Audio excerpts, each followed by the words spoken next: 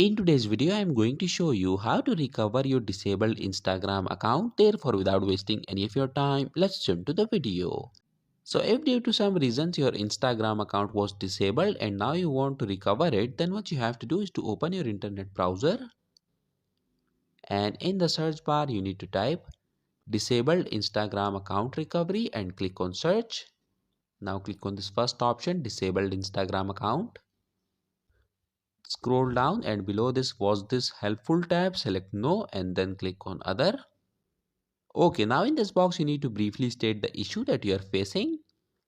You have to write down that your Instagram account was disabled and now you want to recover it. Personally, I would suggest that you just copy paste the paragraph that I have given in description below. And once you have done that, tap on submit.